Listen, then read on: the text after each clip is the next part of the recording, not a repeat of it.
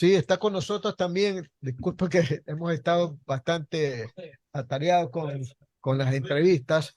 El psicólogo Luis Enrique Guerrero Hidalgo, ¿verdad? Así se llama usted, ¿no? Bienvenido. Usted es docente de la Universidad Tecnológica Empresarial, ¿verdad? También de la Católica y de otras universidades. Y es coordinador de CETAT, que es el Centro Especializado de Tratamiento a Personas con Consumo Problemático de Alcohol y otras drogas. Ustedes acabaron de cumplir recientemente 7 años de actividades, ¿verdad? Así es. Muy buenos días con todos. Cuéntenos Buenos días. cuál ha Gracias. sido el trabajo de ustedes en este tiempo, en una situación conflictiva, Delicada, ¿no? preocupante y delicada, como es el tema de las drogas, pero especialmente el consumo de alcohol, ¿verdad, Luis? Muchísimas gracias por la invitación. Gracias porque estos espacios nos permiten llegar a la comunidad y que conozca los servicios que brindamos como Ministerio de Salud Pública. Nosotros tenemos procesos de atenciones para los pacientes con consumo problemático de alcohol y otras drogas, recordando pues que el alcohol también es una droga.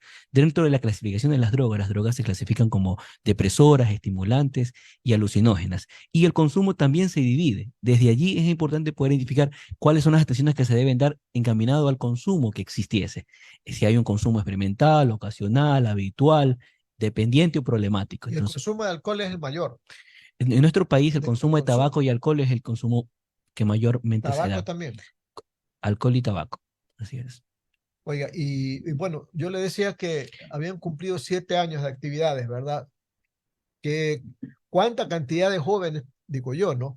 Han ustedes podido atender.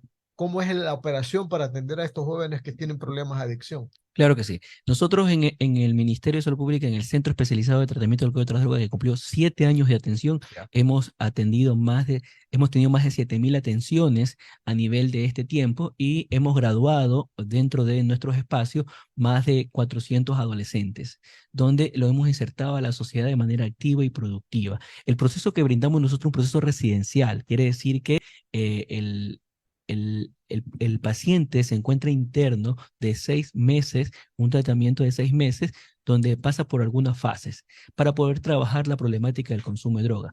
También es importante que la comunidad sepa que el trabajo no solamente es con el paciente de consumo de droga, también es el trabajo con la familia, Con el padre y la madre, claro que con la sí. comunidad. ¿Por qué? Porque nosotros como Ministerio de Salud Pública tratamos de ir creando herramientas con este paciente para que regrese a la comunidad, insertarlo de manera activa y productiva, de una u otra manera. Por eso el trabajo debe ser sistémico, de una u otra manera. Hugo. Sí, doctor, bienvenido. Yo he escuchado, corríjame, que hay centros de rehabilitación solamente para hombres. ¿Hay también para mujeres? Nosotros, como Ministerio de Salud Pública, actualmente contamos con 12 centros especializados, 12. 12 centros especializados a Ok. nivel nacional, donde la atención, como indica la ley, porque la Constitución es clara y dice que la salud es un derecho, desde allí Correcto. toda la atención es gratuita. Todas las atenciones son gratuitas. Entonces nosotros tenemos 12 centros y en zona 8, que es Guayaquil, nosotros tenemos 2 centros, uno para adultos y uno para adolescentes. El CETA de adolescentes Libertadores es el cual yo actualmente estoy como coordinador del lugar, el administrador técnico, que se encarga pues de poder ser parte de este equipo multidisciplinario. Tenemos psicólogos, Pero hay chicos y psiquiatras, chicas, pregunto. adolescentes varones. ¿Y las Adolescentes. mujeres? Las mujeres tenemos un espacio en Quito para las ¿Y mujeres las mujeres adolescentes. acá en Guayaquil? Las mujeres en Guayaquil también tenemos compra de servicios. Recuerde que el ministerio puede hacer la compra de servicios por requerimiento de necesidad. ¿Ok? Cuando hablamos de estadística, el consumo de mujeres no es tan alto como el consumo de varones. Una, dos, que también tenemos que ver el tiempo y el tipo de consumo porque también se puede manejar en los ambulatorios básicos o los ambulatorios intensivos, donde atendemos a los pacientes. Dígame Sí. una cosa, para ingresar al CETAT, ¿verdad? O mejor dicho, a los procesos de rehabilitación, ¿qué pasos hay que seguir? Bueno, hay una ruta de atención que debería saber toda la comunidad.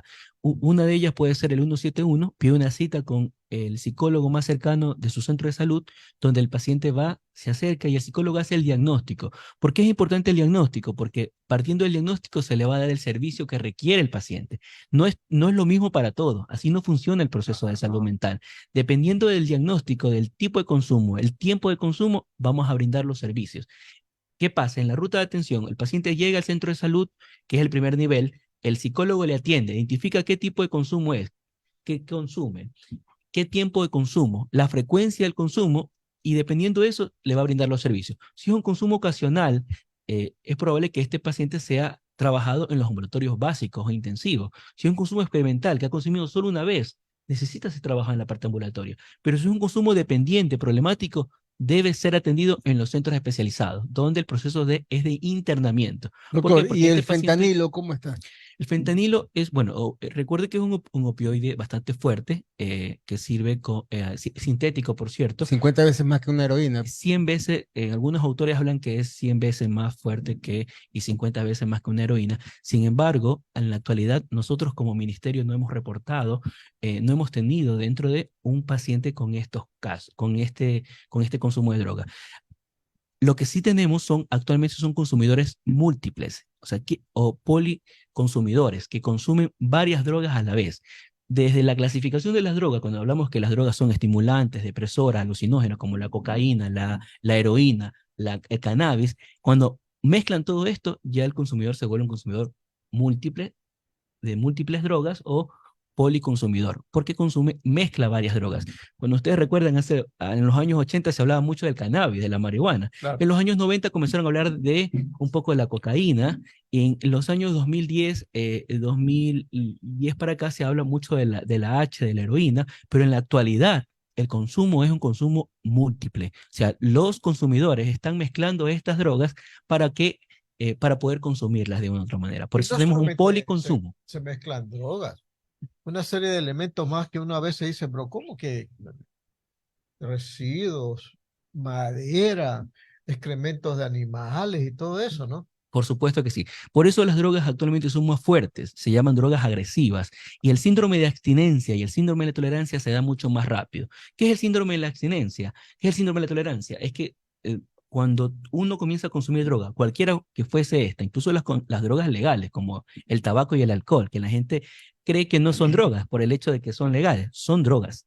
Una es depresora y la otra estimulante. Entonces, cuando consumes este tipo de droga, esta o cualquier otra droga, se va a dar el síndrome de la tolerancia. Tu cuerpo consume la droga, la consume, la tolera y va a exigirte cada vez más. ¿Por qué? Porque vas a necesitar más droga para poder tener el mismo efecto. Cuando quieres parar el consumo, va a dar el síndrome de abstinencia.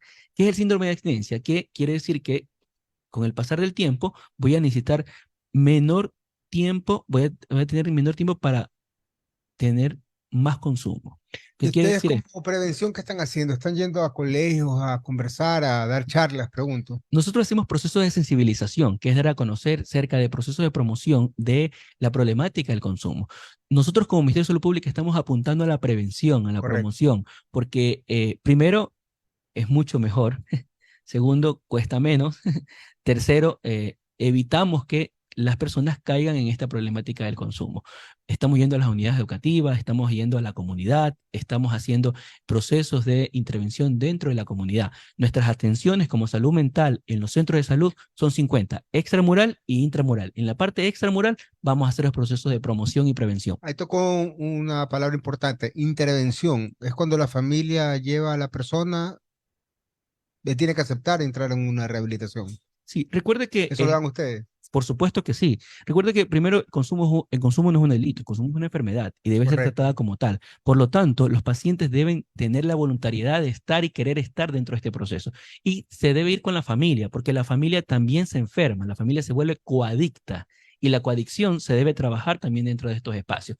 ¿Para qué? Para que la familia vaya en sintonía con el proceso terapéutico, con el paciente de una u otra manera. Porque si no, el paciente va generando herramientas, va creando procesos terapéuticos y la familia puede sabotear este proceso. Por ende, se debe trabajar de forma sistémica. El paciente, la familia, porque la problemática del consumo de drogas es bastante serio, bastante preocupante. No solamente afecta al consumidor, a la Al familia, entorno. afecta a la comunidad, afecta a la ciudadanía, afecta al país. Y eso debemos tenerlo en cuenta, todos, porque todos debemos ser parte de este proceso para poder trabajar la problemática del consumo de drogas. Todos los ciudadanos. Oiga, Luis, hay un asunto, ¿no? En lo que tiene que ver con la venta de drogas y lo que tiene que ver con la venta de alcohol. Mientras vender droga todavía no es tan, pues, explícito. Vender alcohol, sí. Te vas a la esquina donde hay una tienda, ahí pueden vender fácilmente licores, de cualquier variedad, ¿verdad? Se ha contemplado esa situación dentro del conflicto o del mejoramiento de la juventud en cuanto al consumo de estupefacientes y drogas. Eso de que se puede adquirir fácilmente alcohol en una licorera y droga no. Bueno, Hay que ¿O qué hablar pasará cuando lo completo. legalicen? recordemos que el alcohol también es una droga legal. Pero Fue ilegal en su momento, tuvieron que legalizarlo. usted va a una licorería y le venden sin ningún Claro, problema. Claro, dice que es prohibido claro, a menores de a edad. menores de edad, 18 años, ¿verdad? Claro, sí, ahí ya estaríamos entrando a otras instancias, otra vez otros ministerios, otras carteras de servicios que deberían trabajar esta problemática. Sin embargo, como salud, ¿qué estamos haciendo? Haciendo procesos de promoción y prevención. Incluso nosotros tenemos un programa que se llama Libre de Humo, donde buscamos que las empresas, las instituciones, traten de trabajar la problemática encaminada a promoción y prevención. También hacemos actividades donde identificamos que el alcohol es una droga y que debe prevenir el consumo de alcohol y ¿Y que cigarrillo electrónico?